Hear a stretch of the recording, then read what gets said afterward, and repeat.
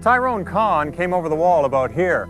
Prison officials won't allow cameras inside while their investigation is underway, but you don't have to be inside to get a sense of what an improbable feat Conn managed to pull off here. Hey guys, in today's video we'll be talking about Tyrone Cone, one of Canada's most notorious prison escapees and bank robbers. However, unlike many other criminals, the public viewed him as a kind, intelligent, and soft-spoken person. According to press reports, in all of his criminal activities, Tyrone never physically harmed anyone. Nevertheless, on one night in 1999, Tyrone Cone's body was found slumped on a chair with a single gunshot to his chest. This was around 2 weeks after escaping Kingston's Penitentiary, Canada's most vicious and escape-proof maximum security prison.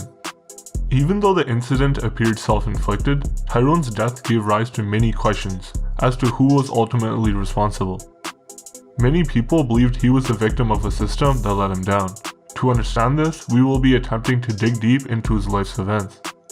In 1967, a teenage 15-year-old mother named Marion gave birth to Tyrone Williams Conn as Ernest Bruce. It was also around the same time she found out that her baby's father had another family with children. Being young and feeling betrayed and frustrated, she abandoned Tyrone Cone to the care of his father. Tyrone stayed with his father, who had other children with another wife. After a little while, his father abandoned him again and to the care of his maternal grandparents. They in turn cared for him until he was around 3 years old and gave him up for adoption to Picton's Child Aid Society. 5 years after his birth, Tyrone's mother came back to seek custody of her child. She had grown up and was ready to care for him. However, her parents didn't support her decision. After all, they had already given up Tyrone for adoption. Tyrone's mother even tried to go to court to get back her son, but it was in vain. The child welfare bureaucracy decided adoption was the best option for Tyrone. They even had a suitable family lined up. That said, Tyrone's adoption was rather sketchy and suspicious. It was a process that usually takes around 6 months, but in this case, they completed it in only 24 hours. The Conn family adopted the young boy, hence his name, Tyrone Cone. At first glance, the Conn family appeared ideal for Tyrone. The head of the family, Mr. Conn, was a renowned psychiatrist, and his wife was a nurse. They had a nice 5-bedroom house and 4 other children besides Tyrone. However, only those close to the family knew it was far from a happy home. According to Tyrone, Mr. Conn was a workaholic who was never at home, and Mrs. Conn was an alcoholic with serious mental issues. She took out most of her frustrations on Tyrone. From his adoption to the age of 8, Tyrone spent most of his time in his room like a prisoner, with little to no food. They even installed a lock on his door. He slowly learned how to bypass the lock, steal food and candy in the kitchen, and lock the door behind him like nothing ever happened. Eventually, he was caught, and they ended up installing another lock and chain on his door. He didn't even have the freedom to use the washroom and had to relieve himself in containers. Mrs. Conn abused Tyrone in many ways. She would hide her empty liquor bottles in his room before blaming and beating him mercilessly. On one occasion, she hid expensive jewelry and claimed Tyrone stole and hid it in the yard. She then forced Tyrone to dig the yard for days on end. Tyrone only stopped after he got asthma due to prolonged exposure to the cold. Eventually, in 1978, some truth about the Conn family came to life when Mrs. Conn tried to commit suicide by slitting her wrist. Such an incident forced the Children's Aid Society to reclaim Tyrone, but it was too late. For the full duration of Tyrone's adoption, not one social worker came to see how he was doing. He had already spent most of his childhood years paying for their negligence. In the 8 years spent with the Conns, the only time he knew peace was when they sent him to summer camp. Whereas most kids spend 2 to 3 weeks at the camp, Tyrone was enrolled for 9 weeks, and no one came to visit him. Tyrone was 11 years old when the Children's Aid Society reclaimed him. He would then spend most of his teenage years in foster and group homes. However, after suffering much pain and betrayal in the Conn household, he didn't trust anyone and would always run away and steal to survive. At the age of 13, Tyrone made his first appearance in court, facing 5 theft charges. The doctor assigned to him described Tyrone as a sad boy showing a degree of depression related to his unsettled life experience. The court sent Tyrone to the Country View Detention and Observation Home. Upon arrival, Tyrone won the staff's hearts with his kind, intelligent, and soft-spoken nature. He was never one to stir up trouble, and many believed he could change his life for good. Unfortunately, Tyrone was done trusting authorities and preferred to be free. He eventually planned and executed his escape. Out on the streets, he knew no other way to survive besides stealing. At the age of 15, he was once again appeared in court, facing 4 charges of theft, including car theft. Tyrone was found guilty and sentenced to 6 months in the Brookside Training School. Brookside Training School was very different from what Tyrone was accustomed to. A 24-foot chain-linked fence surrounded the premise and doors were locked 24/7. The authorities were confident the facility was inescapable. Not to Tyrone Cone. Records showed that he managed to escape at least 7 times when he was at the institution. Unfortunately for him, this reset his 6-month sentence every time he escaped. On top of that, with each capture, he had to spend time in solitary confinement. Eventually, at the age of 16, he finished his sentence at Brookside Training School and was transferred to Hope Manor Group Home. Nonetheless, he again escaped within 24 hours at arriving at the new place. With this move, the system got tired of him, terminated his crown wardship, and threw him onto the streets. Alone and without food and shelter, Tyrone reached out to the only family he knew, the Conns. Unfortunately, there was no reconciliation. Mr. Conn agreed to meet him at a motel, give him $60, and abandoned him there. In 1984, 6 months later, a teenager robbed a bank at gunpoint. On that day, young Tyrone walked into the bank and handed over a note to the teller stating he wanted money and had a gun on him. The teller couldn't believe that such a young person could attempt such a serious crime. Nevertheless, she handed over the money to prevent the situation from escalating. A few hours later, the police apprehended 2 teenagers at the train station with the money on them. 2 months later, Tyrone pleaded guilty to armed robbery and the court sentenced him to 23 months in Quint Regional Detention Center, a provincial penitentiary. He stayed there for a while before his transfer to Collins Bay Institution. At this point, Tyrone was no longer infatuated with the life of crime. For the first time, he started considering that maybe he was born to suffer. By the age of 17, he had endured abuse, betrayal, and had a deep criminal background with very little education. Tyrone started considering suicide as an option. Not yet. Unknown to Tyrone, someone special was about to enter his life. All this time, Tyrone's mother never forgot about her boy. She left him for adoption because everyone else told her it would be the best for Tyrone. After all, she was young and experienced, and he was meant to join a reputable middle-class family and have a great life. On her calendar, she marked the date January 18th, 1985, on her son's 18th birthday. That was the day she'd go looking for him and hopefully try to explain why she'd been away all of these years. Marion was up for a heartbreaking revelation. Upon finding her son, she discovered that everyone, all the experts, social workers, psychiatrists, and even parents, were wrong to say that she couldn't care for her son. After years of nothing but pain, Tyrone was now in a federal penitentiary serving time for bank robbery. When Tyrone first saw his mother, he broke down in tears with only one question in mind: why? Because of his kind-hearted nature, Tyrone gradually forgave Marion and took her as his mother. He later came to know that he had a half-brother, Max, who also came to visit him at Collins Bay Institution. Tyrone and Max became close and would spend hours together during trailer visits. Max described Tyrone as a fun and entertaining person who loved movies. In particular, he liked The Taxi Driver and Shawshank Redemption. On December 1st, 1986, Tyrone Cone partially got his freedom from Collins Bay on mandatory supervision. However, this time things were different. He had a loving family and a place he could call home. Like any teenager, Tyrone wanted to have fun and desperately get back the years of detentions taken from him. Unfortunately, his new home had rules like no alcohol and no coming home late. Even though at first he was willing to comply, on New Year's Eve, Tyrone was arrested driving in his stepfather's car with no license and stolen plates. This broke the terms of the parole, and he was sent back to Collins Bay Institution. A month later, Tyrone was released from Collins Bay. However, this time, he decided not to cause trouble for his mother and new family. He opted to live alone and fend for himself. Nevertheless, he knew no other way of surviving besides stealing. Eventually, he was arrested for robbing a convenience store with a shotgun. The court sentenced him to 6 years behind bars in Millhaven Institution, a maximum security detention center designed like an octopus. It accommodated the worst criminals in Canada's history, including serial rapists and murderers. Millhaven scared the hell out of Tyrone, and he decided to lay low and serve his time. He was now 22 years old and had his eyes on having a house and family. It was also while incarcerated that he finished his high school diploma. Eventually, because of his good conduct, Tyrone was transferred back to Collins Bay, a medium-level prison.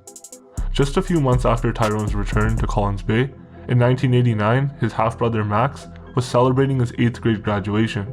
Tyrone was invited back home, and the whole family was pleased when the prison authorities allowed his escorted appearance.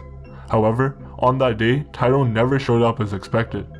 Marion later received a phone call from the police stating that his son had escaped and was at large. It just so happened that Tyrone had convinced his escorting officer that he would meet his family at a restaurant. Upon arriving at the restaurant, the two waited for quite a while, but no one showed up. Tyrone requested to excuse himself to the washroom, however, he never returned. Instead, he escaped from the bathroom window. Soon after his escape, there were bank robberies in Toronto. After a few weeks on the run, Tyrone returned to Ontario and showed up at his mother's doorstep. Marion was angry with him, but was relieved that her son was alive. She later found out that he had a gun on him and had robbed a few banks outside the city. Carefully, she removed the bullets, hid them, and called the police. Even though she knew Tyrone would be angry, it was her only way of protecting her son. After his arrest, the court sentenced him to an additional 11 years in jail. Even though he was a model inmate at Collins Bay, the staff were out to get him for duping their fellow officer. They were on him the second he made a mistake, and Tyrone would spend many days in solitary confinement. A situation that saw him slip into depression, and it wasn't long before he staged his next escape. For Tyrone Cone, Collins Bay was a detention center begging to be escaped. It was criminally understaffed, and most of its infrastructure was old and falling apart. Tyrone spent months sawing at an unused washroom window with a small hacksaw blade. He made a 20-foot ladder from bookcases and stashed a long electrical cable he would later use as a rope to descend the perimeter walls. On the night of November 5th, 1991, Tyrone executed his plan to perfection and escaped from Collins Bay Detention Center. On the calendar of his holding cell, he wrote, "Gone fishing." A few days later, while on the run, he sent a greeting card with a $5 bill to his warden. It said, "I'm having a good time, your next beer is on me." After he escaped from Collins Bay Institution, Tyrone was on the run for 44 days. During that period, he robbed 3 banks. Eventually, the law caught up with him after an associate ratted him out. He was cornered by the police in a stranger's apartment in Ontario. After a 4-hour standoff with the police, Tyrone considered suicide instead of going back to prison. He proceeded to call his mother, who convinced him to surrender. In his possession, he had a loaded Magnum and $11,000. The court found him guilty of bank robberies and sentenced him to 16 years in jail. On top of that, he got an additional 13 months for escaping Collins Bay, 18 months for possession of the stolen property, 3 years for armed robbery, and 6 years for the holdup. All sentences now totaled around 47 years, 4 months, and 6 days. Furthermore, he was now back in the dreaded Millhaven Penitentiary. So far, Tyrone Cone had accumulated a hefty record of prison escapes. Even the staff at Millhaven Penitentiary were afraid that he would escape and put them to shame. They had to get rid of him. On November 21st, 1992, some inmates tried to escape but were captured. The authorities took this opportunity to blame it on Tyrone and arranged for his transfer to Prince Albert Correctional Facility, a special maximum security prison. Specifically, they placed him in a virtually inescapable special housing unit. Tyrone now knew he was in the worst case scenario. He was far from home and sharing living space with notorious and deadly criminals. Even though depression was beckoning, he decided to have another go at life. Tyrone enrolled in a special support group and opened up to the psychologist, Murray Brown. While in Prince Albert Correctional Facility, Tyrone saw a reality television program on child abuse. Trouble with Avon featured a young adopted delinquent boy. At first, it seemed like he was the problem. However, upon further investigation, it became clear to the public that the family physically, mentally, and verbally abused the boy. To Tyrone, this was pretty much his life story, and he decided to reach out. He couldn't bear seeing another child suffering a similar fate. Tyrone's letter found its way onto Teresa Brick's desk. At the time, she was among the program's producers. Together with journalist and CBC producer Lyndon, they visited Tyrone and listened to his story. They slowly began to respect him. Unlike other inmates, he was soft-spoken, intelligent, and didn't blame anyone for his tough hand at life. Now at 28 years old, Brick helped Tyrone acquire a computer and enroll in a civil engineering technical certificate program. Once again, there seemed to be light at the end of the tunnel for him. In October 1995, after years of good conduct, prison authorities rewarded Tyrone by transferring him back to Millhaven, his home province. However, for Tyrone, it wasn't a good reward. Even though he was nearer to his family, the atmosphere at Millhaven was far from ideal. Prison riots were rampant, and inmates occasionally died as a result. Tyrone tried his best and pleaded with the authorities for a transfer to a lower-level detention center like Collins Bay. However, they refused, given his proven escape record. Frequent lockdowns meant he could not continue with his studies, which were the only things he had going for him at that time. Tyrone slowly slipped back into depression. In 1998, two fellow inmates came to Tyrone Cone with an escape plan. They planned to swallow razor blades that would force the wardens to take them to Kingston Hospital.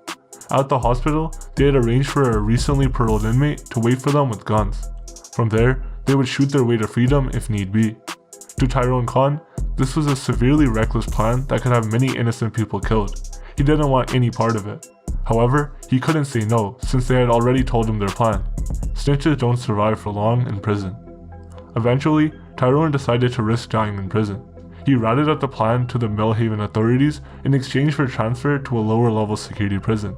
On one night in 1998, they shipped Tyrone Cone out of Millhaven's detention center. To Tyrone's disbelief, he wasn't going back to Collins Bay. Instead, he found himself in Kingston Maximum Security Penitentiary, Canada's oldest and most escape-proof prison. It was worse than Millhaven and housed serial killers and sex offenders. Only the lowest of the low would go to Kingston Penitentiary. Things were getting darker for Tyrone. Fortunately for Tyrone, a new young lawyer had taken up his case and was determined to make his life easier. He had come up with a deal with the Crown. If Tyrone pleaded guilty to several unsolved cases, they would approve his transfer to a medium-level correctional facility. All was going well until Tyrone's past came back to haunt him. Rob Clark was a key official in Canada Corrections bureaucracy.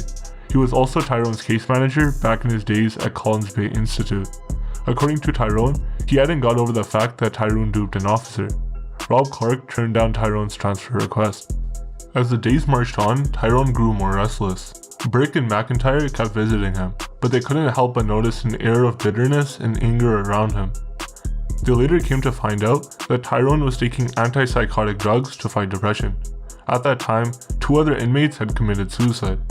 He would write to Burke, "I can't seem to get a break or a chance from these people. It seems I am doomed to pay for past mistakes forever with these people. They can't seem to be convinced that I just want out of jail legally." Later on, Tyrone found himself in solitary confinement for trying to smuggle a letter to a friend. It was at that time that he gave up on the system and decided to take his freedom into his own hands. He came up with a plan to escape from Kingston Penitentiary. Kingston Penitentiary was more secure than any institution or home he had escaped from. It would take time and ample preparation. The trick was not to return to his cell every evening. After all, he needed to stay out to gather and make his escape tools. Months before his escape, Tyrone started sleeping in a particular way.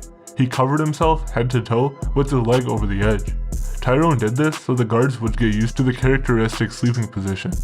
He then made a life-size dummy that would take his place in the sheets in the exact same manner.